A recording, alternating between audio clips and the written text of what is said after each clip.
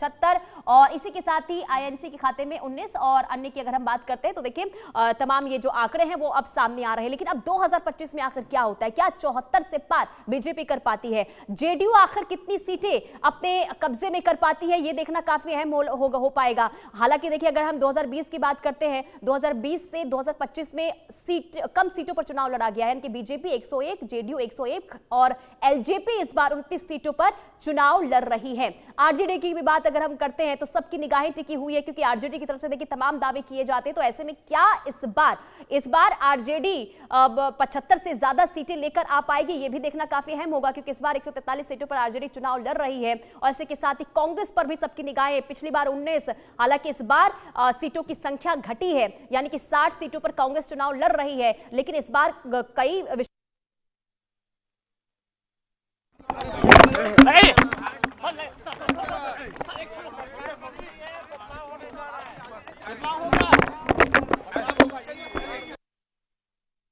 जो है वो काफी ज्यादा तेज देखने को मिल रही है। लेकिन बात कांग्रेस की हो रही थी, कई जगह देखिए ये मानना है कि कांग्रेस मजबूत स्थिति में नजर आ रही। तो क्या वाकई में 2020 के मुकाबले इस बार कांग्रेस जो है ज्यादा सीटों की संख्या अपनी बढ़ा पाएगी, ये देखना काफी अहम होगा। लेकिन उससे पहले देखिए हमने सीटों के आंकड़े आपको बताए 2020 के, लेकिन साथ ही साथ तेजस्वी यादव का ये बयान भी जान लीजिए। तेजस्वी यादव ये कह रहे हैं कि हम बड़े अंतर से जीत हासिल करेंगे, लेकिन हमें शक है कि मतगणना में देरी हो सकती है।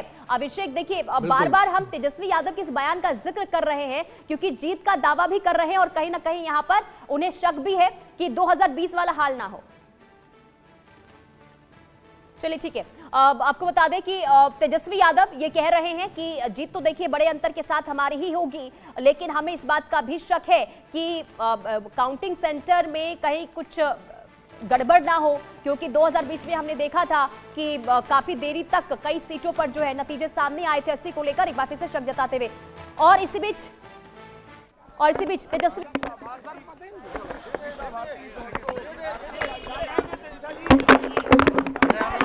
हम लोगों की जीत होने वाली है।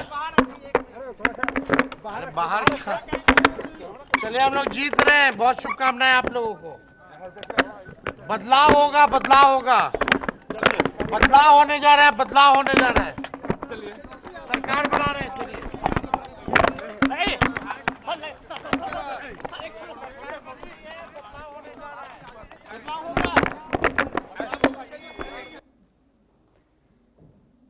तो तेजस्वी यादव बदलाव होने जा रहा है ये कहते हुए, और बार बार ये कहते हुए कि देखिए हम तो जीत ही रहे हैं और बड़े अंतर के साथ जीत हासिल होगी। और एक बार फिर से मीडिया के सामने आए, उन्होंने कहा कि अब हम जीत रहे हैं।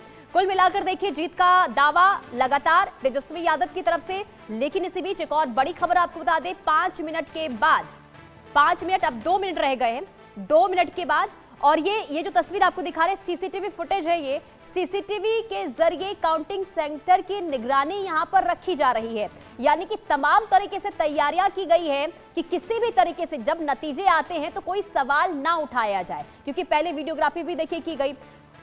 और चलिए इसी बीच बड़ी खबर का रुख करेंगे। बड़ी खबर सामने आ रही है, पहला रुझान आने वाला है और पहला रुझान आएगा, लेकिन उससे पहले बड़ी खबर का रुख करते हैं। आरजेडी प्रवक्ता सारिका पासवान की धमकी सामने आई है, अधिकारियों को धमकी दी गई है सारिका की तरफ से, गड़बड़ी हुई तो दंड भुगतेंगे। इससे पहले देखिए आपको आरजेडी के नेता अब सुनील सिंह की तरफ से जो बयान दिया गया था, भड़काऊ बयान दिया गया था, अब एक बार फिर से देखिए बयान, और ये कहा गया कि अगर किसी भी तरीके से गड़बड़ी हुई तो दंड भुगतेंगे। यानी कि आरजेडी के एक और प्रवक्ता सारिका पासवान ने ये धमकी दी है, अधिकारियों को धमकी दी गई है। और कुल मिलाकर देखिए यहाँ पर किस तरीके से माहौल खराब करने की बार बार कोशिश हो रही है। इससे पहले सुनील सिंह ने यह कहा था कि देखिए अगर नतीजे उलट हुए, यानी कि आरजेडी के पक्ष में नतीजे नहीं आए, तो जो हाल नेपाल में हुआ वो देखने को मिलेगा। जेनजी को लेकर चलिए एक बार फिर से बता दूं, सारिका जिनकी तरफ से ये आरजेडी की प्रवक्ता है, उनकी तरफ से ये भड़काऊ स्टेटमेंट दिया गया है।